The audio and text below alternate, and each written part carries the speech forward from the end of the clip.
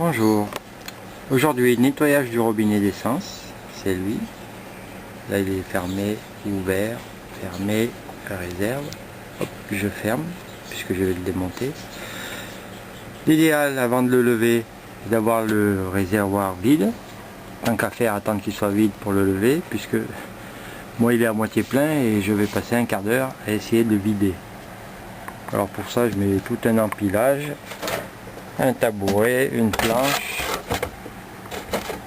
et un réservoir. Je voulais mettre une bouteille mais à mon avis j'ai plus de 2 litres dedans et j'ai peur que ça coule partout. Donc je vais faire comme ça. Ensuite, pourquoi on le démonte? Souvent à cause d'une fuite à ce niveau là, généralement à l'ouverture, hop, ça goutte là. Il peut y avoir aussi une fuite à ce niveau là, sur le filetage du fond de réservoir, j'appelle ça la cuve. Et il peut y avoir aussi une fuite au niveau du réservoir, c'est pour ça que j'ai du téflon. Pour le démonter, on pourrait défaire la durite à ce niveau là, mais vu qu'il est presque plein, je la défais là pour pouvoir vider dans mon récipient. Et puis qu'est-ce que je peux vous dire d'autre là-dessus? Ben, pour le moment rien. Je vais vider mon réservoir. Alors pour défaire la durite, déjà je lève la surverse de la cuve du carbu. Voilà. Mais n'importe où en bas. Vu que j'ai un peu d'essence dans le filtre, je mets un chiffon parce que à mon avis ça va couler pas mal. Hop, je vous cache et je desserre le collier. Commencez à avoir l'habitude. C'est pas la première fois que je le fais. Pensez aussi à, hop, je bouge un peu, mettre le robinet sur la position fermée, évidemment. Voilà, là ça va couler juste cette quantité là, pas grand chose. Voilà. Allez.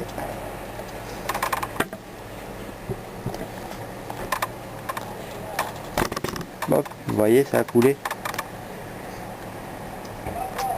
Mais maintenant, ça coule plus. Bon, je place mon réservoir et mon petit récipient et je vide. Voilà, mon réservoir est placé bien en équilibre. Puis c'est un gros, hein. Normalement il fait 5 litres. Je place ma durite à l'intérieur. Et je vais tourner le collier pour pas qu'elle bouge. Voilà. Je le serrerai plus tard. Et maintenant j'ouvre le robinet. Et ça coule. Et il y en a pour un certain temps. Et vous remarquerez que j'ai seulement ouvert sur on. Tout à l'heure on fera la réserve. Ça permettra de savoir la différence qu'il y a. C'est même pas une différence, c'est pour savoir ce qu'il y a comme essence dans la réserve. Donc à tout à l'heure pour la suite. En ouvrant le bouchon d'essence, on peut avoir un plus grand débit d'essence dans le petit récipient. Voilà. C'est léger hein, puisque de toute façon sur le bouchon il y a une prise d'air. Mais ça y fait. Ça se remplit doucement. J'ai pas pensé à vous le dire, mais bien évidemment mon récipient est plus bas que le réservoir pour que par gravité l'essence sorte. Voilà, j'en ai terminé avec la position on. Il n'y a plus que quelques gouttes. Je suis bien en position on. Maintenant l'astuce, si vous voulez connaître la quantité de votre réserve, qui normalement est de 1 litre, 4 en tout, dont 1 litre de réserve, c'est ce qui est donné sur la RMT. Bon, soit vous mettez un doseur ménager, donc qui passe au moins 1 litre, soit une bouteille d'eau, hein, propre, puisqu'on récupère l'essence, propre, elle l'est, mais sèche surtout, pour ne pas mélanger avec de l'eau, de 1 litre et demi. Comme ça sera vite vu, hein, vous voyez à peu près à l'œil s'il y a 1 litre ou non. Autre chose, et il faut en tenir compte, avant d'enlever le robinet, la moto est sur béquille, en position penchée donc. Quand on va la remettre droite, comme ça, il y aura un peu d'essence qui coule. Mais pour la mesure, c'est pas grave, puisque les deux mesures ont été prises, la moto penchée. Alors maintenant, je remets sur off et je bascule sur réserve. Et vous voyez que ça recoule. Moi, je ne vais pas mesurer parce que je l'ai fait la dernière fois dans le tout en image. Et c'est bon, j'avais 75 centilitres, 3/4 de litre. Et en fait, les 25 centilitres restants, eh ben, c'était position penchée et le reste dans l'autre partie du réservoir. Vous avez vu qu'il est fait de deux lobes. Ce lobe là avec le robinet et l'autre là, comme il est plus bas, il avait gardé 25 centilitres. Voilà, à tout à l'heure. Et vous voyez que pour la deuxième fois, comme dans le tout en image, j'ai fait cette opération, réservoir presque plein. Je me suis fait encore avoir. Voilà, le réservoir est vide. J'ai penché la moto de ce côté pour vraiment tout vider. Je peux remonter la durite côté carbu. Voilà, c'est vite fait. Là, remettre ma surverse. Et cette fois, je démonte la durite côté robinet. Pourquoi? Parce que c'est bien plus simple pour le démonter. Voilà. Je fais attention que mon serre-flex ne vienne pas rayer ma jolie peinture. Voilà, on va pouvoir démonter le robinet. Je le remets en position fermée quand même. Ça sert à rien, mais bon, j'aime bien. Alors à partir de là, deux choix. Soit vous voulez simplement changer la soupape, le joint noir avec 4 trous qu'on va trouver, ça s'appelle la soupape. Soit vous voulez refaire les joints à ce niveau-là. À ce moment-là, il faut sortir le robinet. Là pour le moment, je me contente de la soupape et du fond de cuve de décantation. C'est comme ça qu'elle s'appelle. Bon, normalement, les deux vis là sont identiques. Moi, comme d'habitude, quelqu'un a mis les mains dedans et n'a pas remis ce qu'il faut. Donc, je défais les deux vis du capot où il y a marqué on-off réserve. Et regardez bien l'ordre de démontage.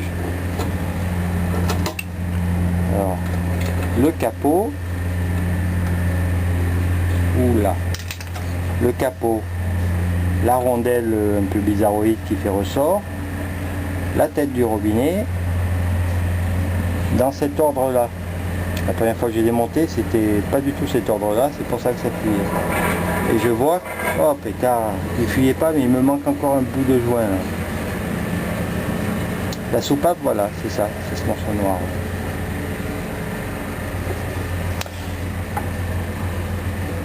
Qui est, elle n'est pas vraiment fixée, mais elle est emmanchée sur ces 4 sorties là.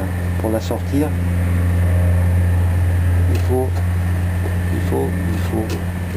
et on y arrive. Mais j'en ai pas de neuf de réserve. Il aurait quand même bien fallu la changer. Elle est juste enfoncée, hein, pas de souci. Par contre, il faut que j'essaie de ne pas l'abîmer, c'est ça surtout. Bon, je vais y arriver avec un plus fin. Voilà donc à quoi ressemble cette soupape. Ah, elle s'est remise dedans. Voilà, elle est là. Et là, on voit, il manque un tout petit bout. Là. Bon, pour dépanner, je peux la retourner. Vous voyez que les 4 là, les 4 sont nickel. On peut faire ça pour dépanner, hein, la retourner.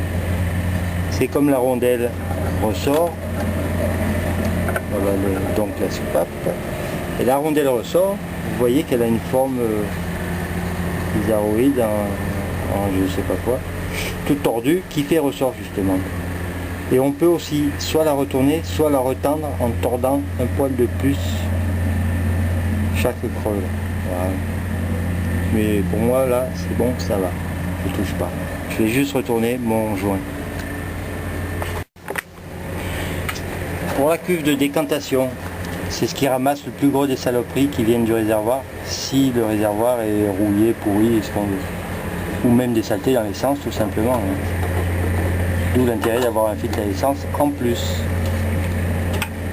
Clé à pipe de 10. Normalement il y aura forcément un chouïa d'essence, vous voyez, je goûte. Je remets mon chiffon et je les visse à la main. Et regardez bien les rondelles qu'il va y avoir dedans. Déjà les saletés. Ah oui, à mesure elle tombe dans l'angle, voilà. Les saletés qui sont restés collés là, les petits bouts noirs. Mais je pense que ce sont des petits bouts de mon joint. Bon, à nettoyer. Et là-bas dedans, on en a parlé sur le forum plusieurs fois, 2 joints. Un joint plat en laiton ou cuivre. Et normalement un joint torique. En neuf, c'est livré avec ce joint là plus un joint torique. Et là évidemment l'ancien propriétaire a mis ce qu'il avait sous la main. Et dans la mesure où ça ne suffit pas, je vais le laisser. Voilà donc, le fond de cuve récupère toutes les grosses saletés par gravité au fond de la cuve. L'essence en fait elle arrive là et elle sort là. Et tout le trop reste en bas. Ça lui passe évidemment. Voilà. Un robinet neuf direct de chez Yam avec son joint torique. Voilà, on peut en rester là ou aller un peu plus loin. Clé de 19 et on dessert le robinet. Ça permettra de changer ou alors de vérifier si vous avez bien les 2 jauges afin d'avoir une réserve. C'est bien utile parfois. Quoique. Voilà. Alors. Les 2 jauges. La grande, avec son tamis. C'est elle qui enlève la plupart des grosses impuretés. Et la petite, avec son tamis aussi. Elle va jusqu'au fond, celle-là par contre. À savoir, si vous n'avez pas la grande, l'essence passe directement dans le petit tamis et vous n'avez pas de réserve. Voilà, c'est simple. Autre chose, celles-là sont en laiton ou cuir, je ne sais pas. Elles existent aussi en plastique. On peut en profiter pour nettoyer un peu ça. Ici, le filetage qui est sur le réservoir et mon téflon de la dernière fois, que je vais changer. Vous avez vu qu'il y a un sens d'enroulement du téflon. Comme on va visser comme ça, il faut l'enrouler comme ça. Enfin, je vais le faire, vous verrez bien. La pose du téflon, je vous rappelle qu'on va visser comme ça. Donc le téflon dans... Eh ben ça n'a pas été évident. Dans le sens de vissage. Ouais, j'aurais dû couper une lamelle. Je vais couper une bandelette. Voilà, prévoir 2-3 tours, ça suffit amplement. Voilà. Et ensuite, il faut absolument bien le tendre. Vous voyez comme je tire dessus, qu'on voit apparaître les filets, et ne pas boucher le trou.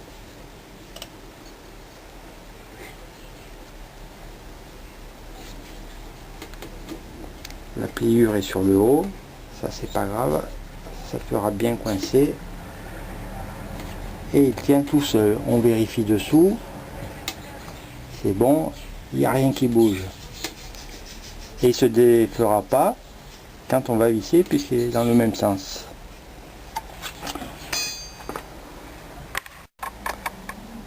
Sur le robinet, on peut lever cet écrou. Attention, c'est un pas à gauche. Vous voyez, si là ça visse en fait. C'est un pas à gauche. Sur le robinet, pas à gauche. Sur le réservoir, pas normal, à droite. On peut en profiter pour nettoyer le bas. Par contre, contre, sur la présence d'une rondelle, et ben franchement, j'en sais rien du tout. Moi, je sais que c'est téflon de partout et qu'il n'y a pas de fuite. Je vais rajouter un passage de téflon là. Voilà, j'ai mis mon téflon. C'est vrai que c'est à l'envers. Je le serre. Pas trop parce que après ça va nous servir pour régler là-haut au lieu de faire tourner le robinet. Pour le moment, oui, on tourne le robinet, mais comme il n'est pas forcément bien calé pour tomber, il peut tomber comme ça ou comme ça ou comme ça. C'est pour ça qu'il y a une séparation entre les deux. Donc, à un certain moment, voilà, il va falloir faire un choix. Alors, ça, je le remets à fond. Et voilà, je vais tourner l'autre là-haut maintenant. Tagazo, tagazo. Alors, en haut, il est bien serré. Et maintenant, je vais faire celui-là dans l'autre sens. C'est pas mal. Voilà, les deux sont mis. Plus qu'à remonter la cuve de décantation, le joint et tout le bazar. La durite, je peux la remettre. Donc vous avez vu, il faut jouer avec les deux filetages pour le faire arriver en bonne position et que ça soit serré en même temps. Maintenant, remontage, la fameuse soupape, donc mon petit bout cassé, ben, je le retourne. Voilà. Bien enfoncé. Et rappelez-vous du sens de montage. L'ordre exact de remontage. Le corps de robinet en premier. Vous voyez que c'est ça qui permet à l'essence de passer de l'un à l'autre. Soit cela, soit cela, soit cela, soit cela. La petite encoche. Alors donc, la tête du robinet, la rondelle et le cache. Et il faut que ça rentre. Parce qu'en plus, vous voyez qu'il y a une encoche pour réserver tout ça. Et ça va bien rentrer. J'ai déjà fait 1 milliard de fois. C'est quoi qui gêne? C'est la rondelle. Okay. Voilà, là c'est bon. Les deux vis, pas bonnes du tout. Un jour ou l'autre, il faudra que je mette les bonnes.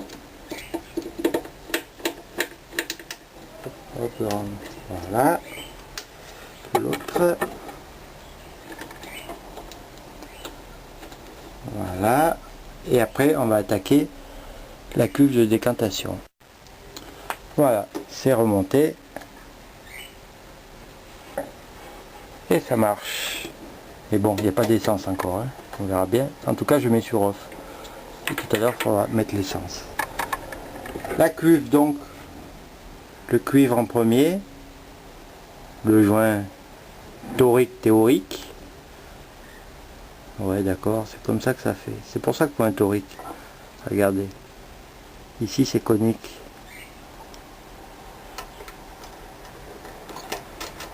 Remarquez, j'aurais pu le faire quand le bouchon était démonté, mais trop malin, Robert.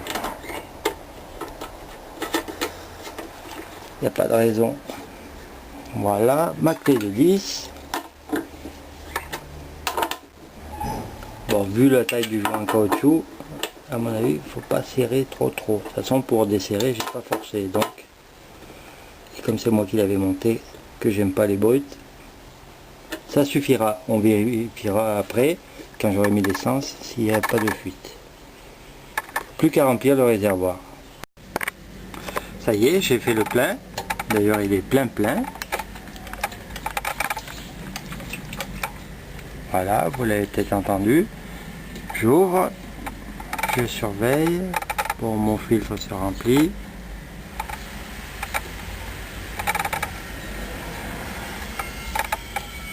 Et aucune trace d'essence.